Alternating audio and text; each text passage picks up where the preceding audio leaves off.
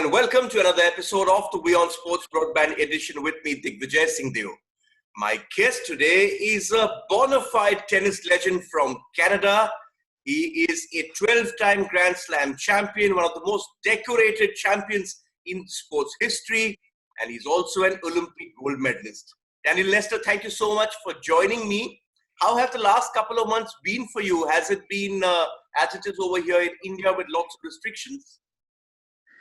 Yeah, it's been a little bit slow for sure, but I don't think as much of a lockdown as where you are. We have a few cases. It hasn't been as bad here, but obviously they want us practicing safety and social distancing. But we are able to go out and about, and the parks are slowly starting to open up. So hopefully we keep moving in that direction. Yes, I think going into parks in India at the moment, especially where I am in Delhi, is still not on. But how have you managed to while away? How have you managed to while away your time? Have you picked up a new hobby or just spent time at home with family? Yeah, well, I'm trying to stay in shape, so I've been running around our neighborhood a little bit. That's a little bit new. I got used to going to the gym and playing at the club where I belong. So it's been more about running and just kind of improvising. We hit a little bit on the street every now and again, or we got a dog, so that keeps us busy. But generally, it's we have some friends in the neighborhood, so we're able to hang out a little bit, and the kids have some friends, so they're playing with them, and but it's definitely been a different lifestyle for sure. But Canada has, in terms of numbers, Daniel, had a pretty bad time. More than 85,000 cases. But importantly, the death toll in Canada isn't very high comparative to, say, the United States, which is right across the border. What is it that the health authorities have been doing well, in your opinion? That's a good question. Maybe we've just been fortunate, but we haven't been hit that hard. Hopefully, it stays that way, and hopefully, for everyone, it starts to get better. But they've just slowly started opening things up. So but you do see now that they've started to relax the measures. There have been more cases popping up a little bit, so we'll see how that goes. But as far as the amount of people that have actually suffered badly, they're generally a lot older, and a lot had pre-existing conditions. So it doesn't feel as bad maybe here as it has been in other places. Yeah, fair enough. And also a lot of praise, in fact, coming in across the world for the leadership of your country as well. And in terms of the economic stimulus, in terms of the way the Canadian government has reached out to all the citizens and assured them. I think that's what has been key, isn't it? That the fact that the government has reached out and sort of assured the citizens that we are there to take care of you. Yeah, I mean, they've definitely followed, similar to what's happened south of the border, and provided stimulus, and that's also very sad. Is the unemployment numbers have gone up dramatically, and it seems like a lot of small businesses and a lot of retail and stuff that I guess you take for granted on an everyday basis are really struggling, and hopefully they're able to weather the storm, and when this finally clears, they're able to come back. But they have obviously, like you said, helped out a lot of people with monthly income and in these times of need. Okay, you yourself retired just a couple of years ago, but it's been 28 years, 91 titles, pretty much jet setting all around the world. Is that something you miss right now, or at this point in time you're very happy sitting back at home with friends and family? Yeah, well, during a time like this, obviously, you're happy that you're in your home and with loved ones. But honestly, I didn't really enjoy the jet setting part of the sport. I love competing. obviously I grew more appreciative of the opportunities to see the world, which, I was very thankful for, and I have some great memories. But the actual getting on a plane, going to the airport, leaving family, all that stuff, I don't miss, really at all. I was never a good flyer. I was kind of scared when I was on airplanes, and so I definitely am grateful to be at home, and I became very accustomed to the new lifestyle. So even what's going on now, it's not that uncomfortable for me to be at home. I know different people have different personalities, and being a homebody is not a huge adjustment for me. So it's been okay. My kids are obviously it's a change for them having me around all the time. But I think as far as this scenario, they're not the unhappiest children in the world not having to go to school. So I think for the kids and pets for sure are not suffering for sure in these times. They're the happy ones. There's a reason I actually asked that question, because you mentioned how much the flying was part of being a competitive tennis player. But right now, all of that is shut. The global tennis calendar has been completely decimated by this pandemic. The sport's taken a massive hit as well. And as things stand, perhaps till at least August, everyone's grounded. And for a sport like tennis, where, as you said, week in, week on, week out, you're flying, that's a huge setback. Yeah, for sure. And it's going to be tough. With it being such an international sport and having all these different restrictions in different countries, everyone has their own way of handling this, and it's going to be difficult to imagine tennis starting up soon, considering anyone from abroad coming to a new country, with all the quarantine protocols. It'll be tough. I don't know how they're gonna manage. I see other sports are trying to create, at least around here, they're trying to create like a hub city for this, like in the NBA or NHL, they're having, if there's 32 teams in the league, maybe having 8 teams in one city, and then 3 other cities like that. And I don't think tennis obviously can do that. So it's going to be definitely challenging. But I kind of have heard through the grapevine that the U.S. Open is still trying to have an event, and whether that's in New York or Orlando, where they have their national center, they're still trying to do it, and that would be great for tennis. But obviously, there's other factors involved right now. Exactly, and in fact, the tennis center in New York is still a makeshift hospital. But Daniel, of late we've seen these attempts being made around the world to have these exhibition sort of events to see how tennis sort of adapts. There's a big one planned in Canada as well, with Bianca Andreescu and others as well. What do you make of the way these tournaments have been? Because probably that's what we're going to see in case tennis returns. No fans, very limited people on the court, perhaps very limited ball boys or ball girls. As well as a former tennis professional, and as someone who has been invested in the sport, the spectacle of tennis perhaps is going to take a hit. Yeah, I mean, from an athlete's perspective, it's definitely going to be weird, playing in front of an empty stadium and practicing social distancing in the locker room and just even at the venue. I mean, that can't be easy, considering how many players will be involved and how many staff are usually involved in making a tournament successful. Obviously, you need less staff if there are no fans in the crowd. But as I said, it's going to be strange. I can't even imagine. I'm not going to be on tour, but from a TV standpoint or a spectator standpoint, who's watching on TV, I don't think it'll change that much. They're going to be watching because they love the sport, and you're not really fixated on the fans when you're watching a match. Obviously, you'll miss the atmosphere, and I think that'll be the same in every sport. You kind of see pictures of the Bundesliga that's been the first major league to open up, and it's definitely weird to have that dynamic of no fans and being a sports fan for different sports. I'm sure it's not going to be as enjoyable as before, but this is obviously a very tricky time, and so I think hopefully in a year or two, these leagues will be back running normal, right? That's the plan, the hope.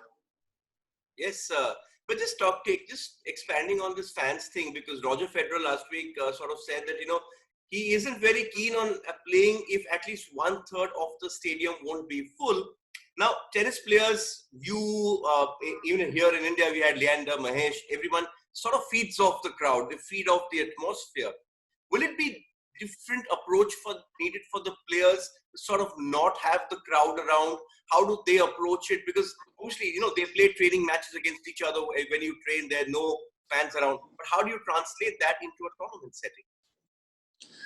Yeah, I mean, it's just something you get used to. But I think from an athlete's perspective, for sure it'll be strange. But at the same time, it is a competitive, just like every sport. Once you get out there, you're going to want to win, right? And different, probably affect different players. Like you said, Leander fed off the crowd, and I'm sure he'll find different ways to get motivated. He always liked to mix it up with his opponents, and maybe it'll take him trying to get under his opponent's skin a little bit to get him motivated. But he'll have to challenge himself to try and to stay in the match. But I'm sure being a seasoned veteran, he'll find a way. But yeah, like you said, I mean, you're right. The different personalities and it probably is going to affect certain people more than others, and those ones that are maybe even keel and less temperamental and kind of keep themselves type personality where they're just really focused on what's in front of them. Those guys might actually have an advantage now because they're not ones to really engage with the crowd, and so yeah, but it's definitely an adjustment for everyone, and but I'm sure if this carries on, that these athletes, being as competitive as they are, they're gonna find ways to motivate themselves and try and start winning again, for sure. Of course, the great champions always find a way to reinvent and readapt. But how do you think this break, those two are getting suspended, is going to have an impact on what we see coming up? How much practice time or how much time do you think players will need to build up to speed, especially the men? Because remember, if you have the US Open, or then after that the French Open, you've got to play best of 5. Yeah, I can't imagine they're going to host a Grand Slam as the first tournament back, especially with 3 out of 5 set scoring. I mean, they would have to modify the scoring a little bit. That would just be unheard of. To expect athletes to come back and especially with the heat. I mean, if you're playing this in New York as your first tournament back at the same time, or even moving it to Orlando, considering, like you said, that the US Open site was transformed into a hospital, we're talking about the heat that you guys are used to in India, and first tournament back. That's I think asking a little bit too much. So maybe just shorten the scoring type thing, or have a couple. You have to have a couple tournaments warm up if you can. If you can't, then definitely shorten the scoring, and I don't know, maybe make it a smaller draw or something like that. I really don't know what other way you can do it, but asking the players to come back and play an immediate Grand Slam and maybe even back to back like they're thinking of. That would definitely be a huge challenge, and but I think every sport, you have to at least have a month notice, maybe 6 weeks notice to prepare yourself, and because this way, I mean, it's inevitable anyway that there are gonna be a lot of injuries, but you have to try and limit that as much as possible. And I think all sports are kind of following the same guidelines when it comes to reopening and having the proper amount of time to get ready. Daniel, you have the hindsight of experience because you've played so much on the tour across generations. Do you think that it's the younger guys, perhaps, who are much fitter, who will be able to come back and hit the ground running after this break? Or is it going to be the seasoned pros who've sort of got a better understanding of their bodies, who know what they have to do to come back, sharper? That's a great question.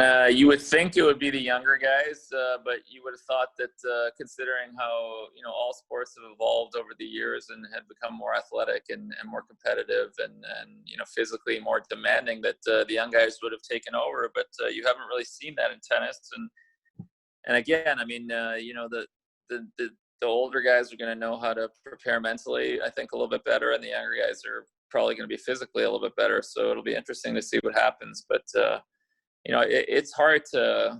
I mean, obviously, if we go back to an immediate 3 out of 5 pick up where we left off type scoring at the U.S. Open, then you'd have to favor the young guys in a situation like that, especially if that tournament is played in late August as normal, which would be very demanding for an older player, to come back in those brutal heat conditions and 3 out of 5. So yeah, in that regard, I would be very surprised if you had the guys in the usual champions that are already in their mid 30s and on, winning that first tournament. But it'll be interesting to see what they come up with. If I was running the tournament, I would modify the scoring a little bit and make it a little more a little bit more of an easier adjustment for sure. Okay, just to follow up on that question, now there's been a lot of discussion in the media on various digital platforms as to how this break will affect, as you said, the elder players. But when I talk of elders, I'm talking to the likes of Roger Federer or Serena Williams, who aren't getting very younger. And there is talk that perhaps this break has, when you add one more year, it's perhaps going to not help them win another Grand Slam. Where do you stand on this? Or do you think that because they've had this break, they're just going to come back fitter, hungrier, and that initial blast which you get from them will take them over the line? I don't see it that way. I just think that, as an athlete, that it doesn't matter how hard you train. It's also, the mental aspect of the sport is what's most difficult when you start playing matches again that matter, and that really takes a toll on your body. So I think, in that regard, you're going to have to favor the younger guys because I think, just coming back from, what is it, 6 months, 8 months without playing and first tournament back, it's going to be a challenge. If you give the older guys, what did they do at the beginning of the year? They get to Melbourne and it's already hot there, but they've already played for 2 or 3 tournaments and they play some matches and I think they're quite ready and that's also with a typical schedule, how to treat your body and prepare and exactly the time frame, which is the usual tour schedule. This is right now they don't know if they're playing and they're probably I'm sure some guys have a better idea than others. At this point, no one really knows how to prepare and you don't know how much preparation time. I think the less preparation time, the harder it's going to be for the older guys, and that's going to be interesting to see. But then again, if they modify the scoring, then that'll definitely help the older guys too. Yeah. It's interesting. It's interesting you say that because it's not just about winning Grand Slam titles. There's also a big race, especially in men's singles, to end up with the most number of Grand Slam titles. Now Federer's just ahead of Nadal. Novak Djokovic, who turned 33 recently, a few days back, has sort of thrown down the gauntlet saying, you know what, I'm going to go out there, I'm going to beat Federer's record. I'm also going to go out there and beat the record for the longest streak as world number 1. With any other player, you would think, oh, you know what, that's a tall claim. But when you know that it's Djokovic speaking and the way he's been playing, you sort of wouldn't bet against him doing that, would you? No, I mean, this is definitely going to be more challenging for him now that he's missed a couple slams and he's a little bit older. But, he's still, you look at the last decade and what he's accomplished and, his winning percentage against the other two. And he still is the youngest and seems to be the most fit. I think, obviously, Federer's very fit, but he's, quite a bit older. And Nadal, he's no one's tougher physically and mentally, whatever. But he has shown some signs of breaking down at times over the last few years with his knees and that stuff. But yeah, I mean, so you have to kind of favor Djokovic, but again, it's if you go right back into Grand Slam and it's 3 out of 5, I find I'd be surprised, if he comes out as dominant as before, considering there's going to be guys 10 somewhat a normal schedule where you're playing week in, week out again. Then I think he'll eventually pick up where he left off, and he'll really challenge Federer's lead. And it depends on Rafa's health too. I mean, if he's okay, and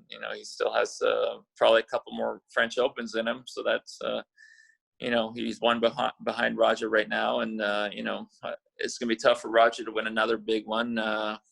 Wimbledon, he's always got a chance, but he's getting close to 40, and it's going to be tough for him for sure.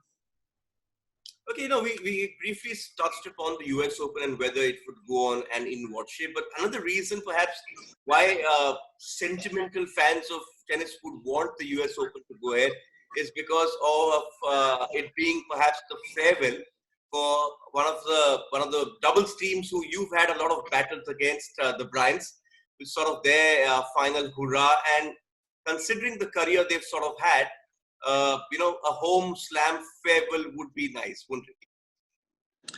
It would be, yeah, for sure. It would be ideal. I mean, but if this carries on, I wouldn't be surprised if they, try and do it again next year and finish. It would make sense for them for sure to finish at that tournament. And it'd be tough if all of a sudden we came back with that tournament and that's it for them. But I don't know. I mean, that's interesting. I haven't really talked to them about it, but it would definitely be fitting for guys that have been as dominant as they have, the face of doubles. And I don't know have they won 6 U.S. Opens, something along those lines. And I'm not sure if they have another one in them, but it'd be nice, definitely for them to finish in New York and have a big celebration for an absolutely amazing career.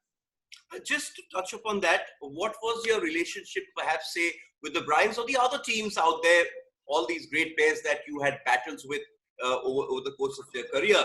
Was it like, extremely competitive, that just a hi and hello, or like we usually hear in doubles, everyone's mates in the locker room?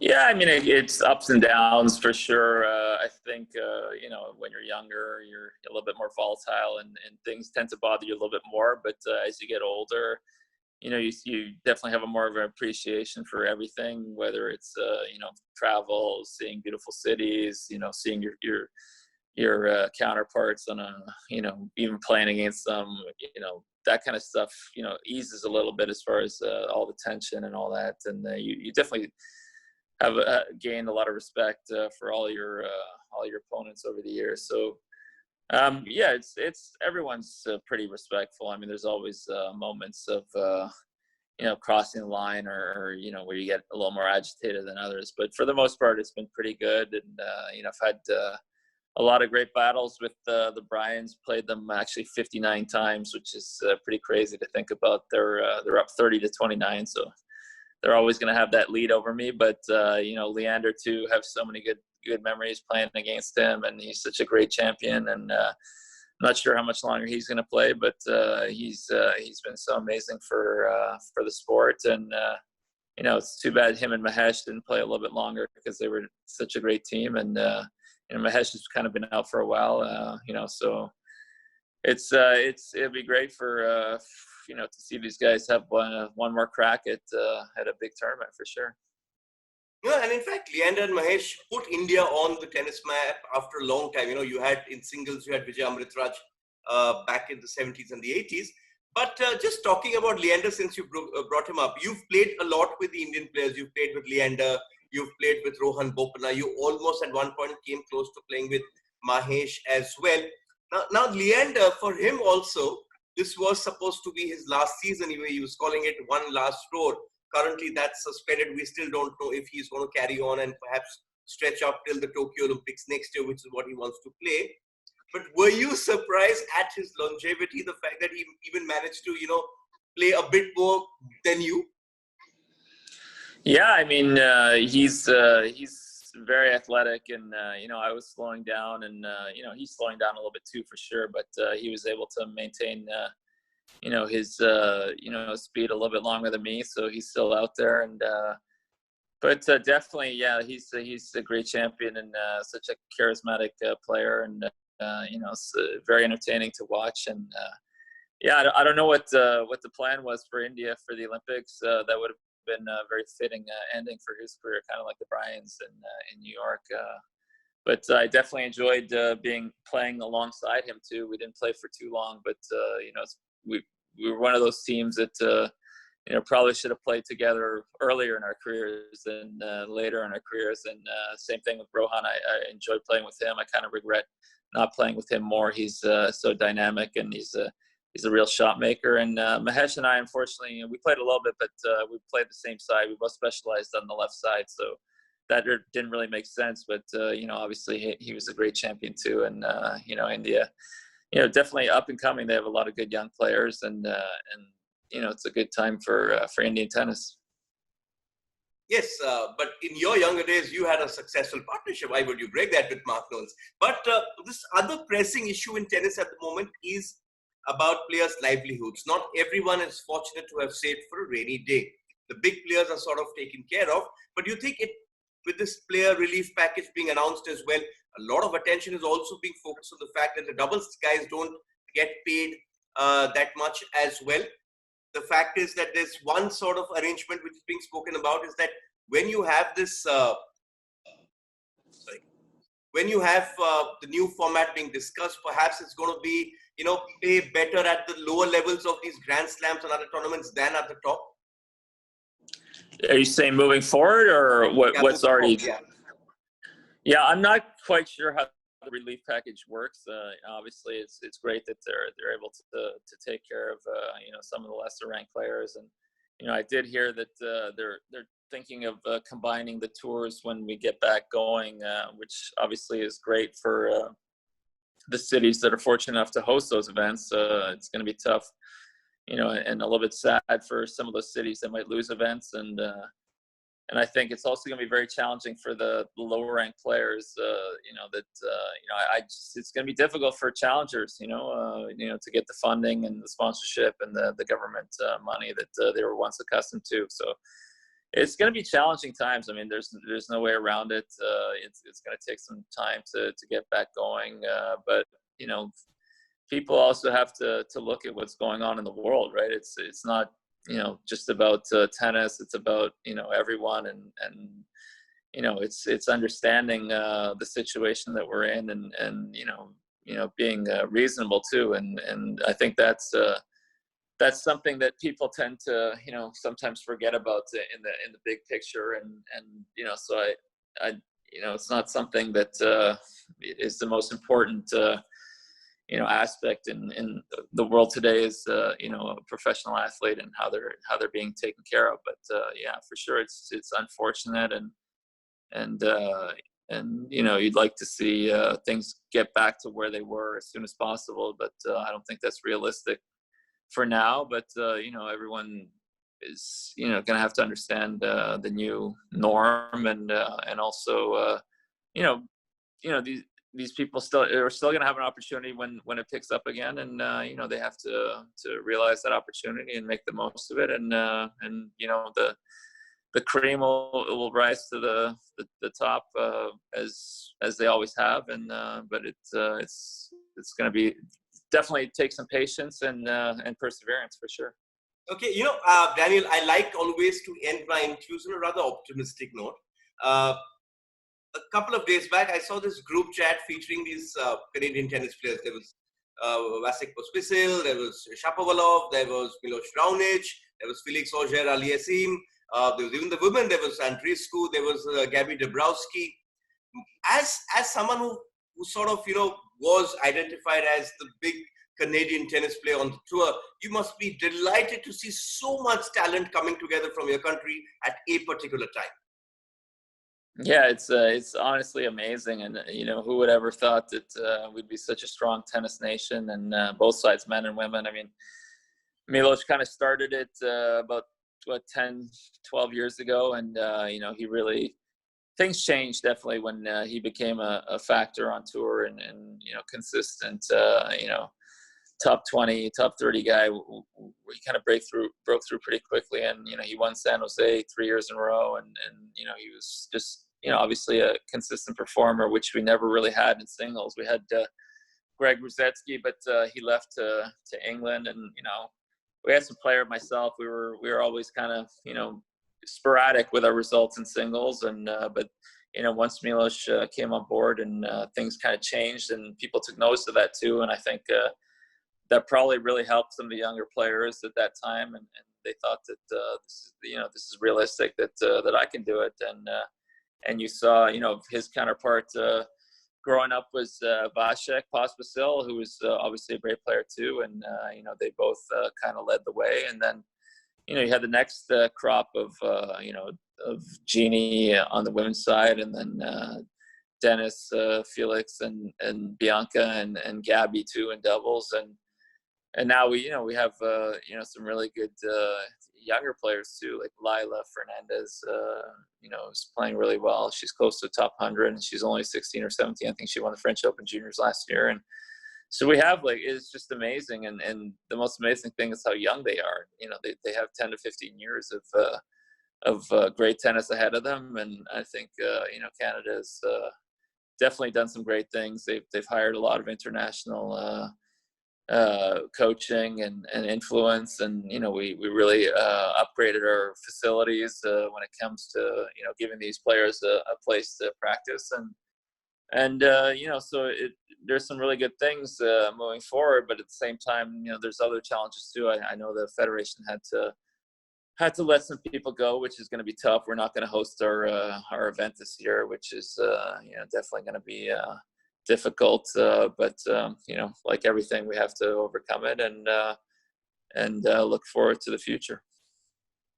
Yes, but the most important thing there, Dan, is the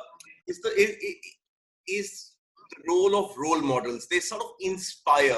And as you spoke about Raonic, you also, one should not forget the role you've done for your country, going out there, being world number one, winning all those Grand Slam titles, winning the Olympic gold.